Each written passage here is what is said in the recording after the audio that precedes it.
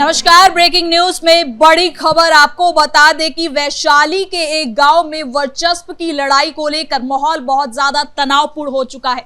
यहां आरजेडी के कुछ नेताओं ने और साथ ही साथ उनके कुछ कार्यकर्ताओं ने पासवान समाज के लोगों को डराया और धमकाया है। दरअसल एक शादी में एक गाना बजाने को लेकर यह विवाद शुरू हुआ और ये मामला इतना ज्यादा बढ़ गया कि अब ये मामला बहुत ज्यादा तनावपूर्ण हो चुका है। इसके साथ ही साथ आपको ये भी बता दें कि सम्राट सरकार ने यह भी कहा है कि अब इस मामले में लगातार एक्शन भी देखने को मिलेगा, यानी कि अब गिरफ्तारियां भी हो सकती हैं। तो इसी पे ज्यादा अपडेट के साथ मेरे साथ मौजूद है मेरे सहयोगी हर्ष भारद्वाज। तो सर, क्या है ये पूरा मामला जहां वर्चस्व की लड़ाई देखने को मिल रही है? बिल्कुल, वैशाली में दरअसल मामला ये था कि एक पासवान समुदाय के व्यक्ति की शादी थी और वहां पर डीजे बजाया जा रहा था और उसमें गाना बजाया जा रहा था चिराग पासवान को लेकर खास तौर पर। और ये कहा जा रहा था कि नेता हो तो चिराग पासवान जैसा हो। अब लालू प्रसाद यादव के समर्थक थे वो भड़क गए और उन्होंने कहा कि अगर आप गाना बजा रहे हैं तो यहाँ पर यादव समुदाय के लोग भी रहते हैं, तो पासवान समुदाय सिर्फ ये गाना नहीं बजा सकता कि नेता हो तो चिराग पासवान जैसा हो। देखिए, शादी का माहौल था लेकिन नेता का गाना बज गया तो उससे आरजेडी समर्थकों को दिक्कत हो गई और आरजेडी समर्थकों ने मारपीट उस परिवार के साथ की कि आप कैसे शादी समारोह में चिराग पासवान को लेकर गाना बजा रहे हैं। ये पूरा विवाद था और ये कहा जा रहा है कि लालू प्रसाद यादव के जो समर्थक थे, तेजस्वी यादव के जो कार्यकर्ता थे, उन्होंने हुड़दंगबाजी की और अब वैशाली में उस समुदाय पासवान समुदाय का परिवार अब कह रहा है कि हम उस इलाके में नहीं रहेंगे क्योंकि हमारे परिवार को खतरा है और जान से मारने की धमकी तक दी गई है। और तो और जिस व्यक्ति की शादी हुई है वो पुणे में काम करता है, बताया जाता है कि बेंगलुरु में भी वो रह चुका है और बेंगलुरु वो अपनी पत्नी को ले जाना चाहता है, पूरे परिवार को ले जाना चाहता है क्योंकि अब उसका परिवार वहां पर सुरक्षित नहीं है। हालांकि अगर पुलिस की बात करें तो पुलिस प्रशासन ने बड़ी कार्रवाई की है और पुलिस प्रशासन की तरफ से अज्ञात लोगों के खिलाफ मुकदमा तो दर्ज किया गया है, लेकिन अब किन लोगों की गिरफ्तारी होती है देखने वाली बात होगी। क्या वो आरजेडी समर्थक गिरफ्तार उन्हें पुलिस करेगी और वो माफी मांगते हुए नजर आएंगे? क्या उन पर पुलिस डंडे बरसाएगी? क्योंकि देखिए, माहौल को खराब करने की कोशिश लगातार आरजेडी के समर्थक कर रहे हैं। इससे पहले आपने सिवान के अंदर देखा था कि कैसे ओसामा के समर्थकों ने पत्थरबाजी की थी जब डब्लू खान और जो हमने देखा था कि चंदन सिंह के बीच जो वर्चस्व की लड़ाई छिड़ी हुई थी, उसके बाद सिवान का माहौल पूरी तरीके से खराब हुआ तो ओसामा के खिलाफ एफआईआर दर्ज हुई और अब ओसामा के समर्थकों को पुलिस पकड़ रही है, उनका कॉलर पकड़कर घसीट कर थाने ला रही है। क्या वैशाली मामले में भी ऐसा होगा और गिरफ्तारी आखिर कितने की होगी? क्योंकि ये कहा जा रहा है कि पासवान समुदाय के लोगों को धमकाने का काम एक या दो लोगों ने नहीं, तकरीबन 10 से 12 लोगों ने किया है और शादी में हुड़दंगबाजी करने का काम भी 12 से 13 लोगों की तरफ से किया गया है। तो क्या इन सब लोगों की गिरफ्तारी होगी? क्योंकि देखिए, अगर हम बात करें चिराग पासवान की तो चिराग पासवान इस वक्त सरकार में है, मंत्री हैं और हमने देखा है कि चिराग पासवान की फैन फॉलोइंग कितनी है। और जब एक मंत्री का गाना बज रहा था और उससे यादव समुदाय को दिक्कत थी तो कहीं ना कहीं पूरी तरीके से राजनीति से ही प्रेरित था। क्योंकि देखिए, अगर किसी समुदाय को कोई गाना बजाना है तो उसकी मर्जी है कि वो कोई सा भी गाना बजा सकता है। हाँ, जाति सूचक शब्दों का इस्तेमाल नहीं होना चाहिए या ऐसा नहीं होना चाहिए कि सामने वाले को दिक्कत हो, और उसमें ऐसा कुछ भी नहीं था जो पुलिस की तरफ से कहा गया है। तो कहीं ना कहीं अब ये कहा जा रहा है कि सम्राट की जब सरकार है और सम्राट सीएम है तो उन समर्थकों पर तगड़ा एक्शन होगा और आगे आने वाले समय में उनकी गिरफ्तारी भी होगी। लेकिन सर, ये भी सामने आ रहा है कि ये गांव जिस विधानसभा में पड़ता है वो राघोपुर है और राघोपुर से तेजस्वी यादव ही विधायक है, तो ऐसे में इसलिए वो लोग कह रहे थे कि यहाँ पर तेजस्वी यादव का ही गाना बजना चाहिए। बिल्कुल, आपने ठीक कहा क्योंकि देखिए, जो दबंगई है वो खास तौर पर उसी इलाके में देखने को मिल रही है जहां पर आरजेडी के एमएलएस हैं या फिर तेजस्वी यादव खुद विराजमान हैं। आपने ठीक कहा कि इलाका राघोपुर में पड़ता है और राघोपुर में अगर इलाका पड़ता है और वहां पर तेजस्वी यादव जीते हैं तो क्या किसी अन्य नेता के बारे में कोई गाना नहीं बजा सकता? क्या अन्य नेता का नाम लेना भी गुनाह है? क्योंकि देखिए, ठीक है, ऐसे जो मैंने सिवान का जिक्र किया क्योंकि अगर हम बात करें एमएलए, इस वक्त सिटिंग एमएलए ओसामा भी है और ओसामा के इलाके में किस तरीके से ओसामा अपने वर्चस्व कायम करना चाहता है और वहां पर अगर किसी अन्य नेताओं का नाम लिया जाए तो डंडे से पीट दिया जाता है जो ओसामा के समर्थक है उनकी तरफ से। और ऐसा ही राघोपुर में होता है कि राघोपुर में अगर बीजेपी का नाम भी लिया जाए तो किस तरीके से डंडे से पिटाई इनके समर्थक कर देते हैं।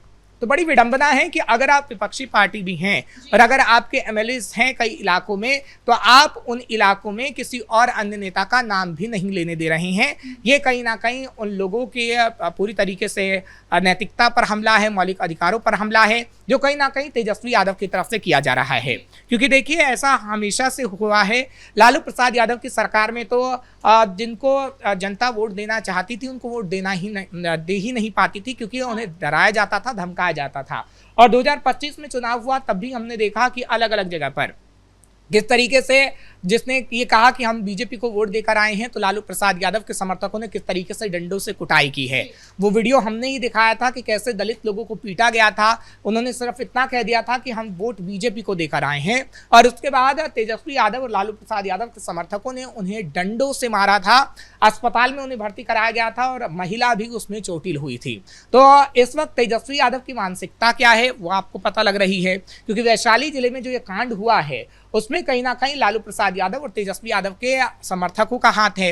लेकिन इसके पीछे क्या खुद तेजस्वी यादव का भी हाथ हो सकता है? क्या इसमें तेजस्वी यादव की गिरफ्तारी भी हो सकती है? ये तो जंगल राज की एक छवि भी बताता है कि कैसे जब लोगों को डराया जाता था, धमकाया जाता था, आज भी सेम वही होता यहाँ पर नजर आया है। बिल्कुल, देखिए, क्योंकि देखिए सरकार तो सम्राट चौधरी की है, और सम्राट चौधरी की सरकार में अगर एक्शन यहाँ राघोपुर में नहीं हुआ तो कहीं ना कहीं सवाल तो खड़े होंगे, क्योंकि विपक्षी पार्टी अपना दबदबा उस इलाके में कायम रखने की लगातार कोशिश कर रही है जिस इलाके में उनके सिटिंग एमएलएज हैं।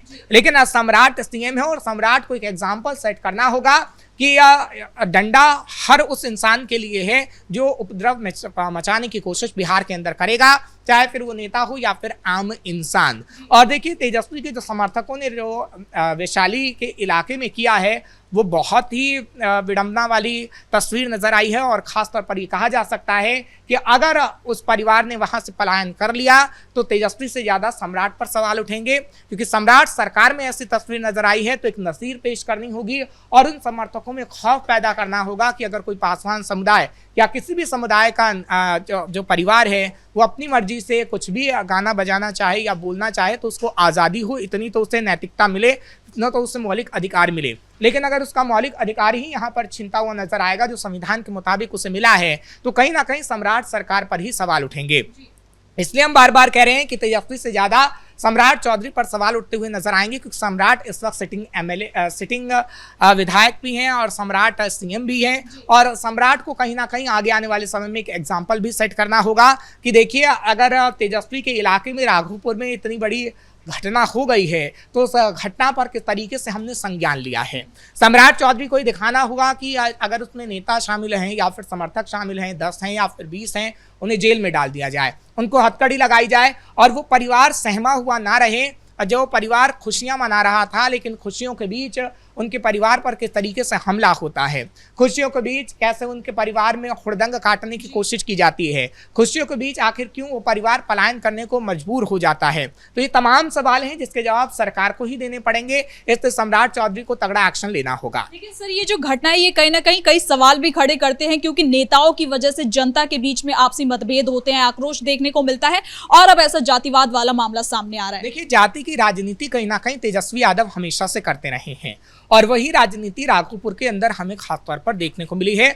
और इस मामले में भी आप ये कह सकते हैं कि वही राजनीति देखने को मिली, क्योंकि जो आपस में लोग भिड़े हैं वो इन्हीं समर्थकों की वजह से भिड़े। और इन समर्थकों में तकरीबन 10 से 12 लोग ऐसे थे जो जानबूझकर ये कह रहे थे कि आप तेजस्वी यादव का नाम लीजिए और तेजस्वी यादव का गुणगान करिए, क्योंकि जो बयान सामने आए हैं उसमें खासतौर पर यही नजर आ रहा है। और पुलिस ने जो रिपोर्ट दर्ज की है, पुलिस की रिपोर्ट भी यही कहती है कि किस तरीके से जबरदस्ती ये कहा जा रहा था परिवार वालों से कि कहीं ना कहीं आप तेजस्वी यादव के नारे लगाइए और आप तेजस्वी यादव का समर्थन करिए, क्योंकि राघोपुर में तेजस्वी यादव विधायक हैं। तो ये पूरी तरीके से गलत है। हालांकि आगे आने वाले समय में क्या होगा ये तो वक्त बताएगा, क्योंकि अभी पुलिस की तरफ से रिपोर्ट दर्ज की गई है।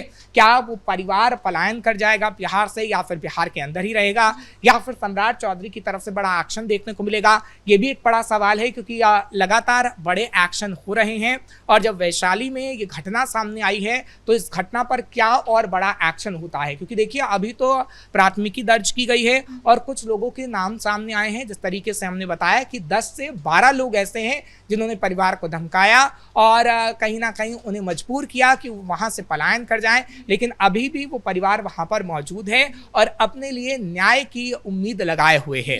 हालांकि वो न्याय उन्हें कब तक मिलता है ये देखने वाली बात होगी, लेकिन इतना तो तय है कि आगे आने वाले समय में सम्राट का बड़ा एक्शन जरूर देखने को मिलेगा। बहुत बहुत धन्यवाद सर इन तमाम जानकारी के लिए। कुल मिलाकर एक बार फिर से बिहार में वर्चस्व की लड़ाई देखने को मिल रही है। सम्राट चौधरी और तेजस्वी यादव के बीच में एक बार फिर से तनावपूर्ण स्थिति देखने को मिल रही है। गांव में भी कहीं ना कहीं तनाव हो चुका है। अब देखना होगा कि आने वाले समय में इस मामले में क्या कुछ कार्रवाई होती है। फिलहाल ब्रेकिंग न्यूज में इतना ही। कैमरा पर्सन राजकुमार के साथ मैं सिस्टीशा।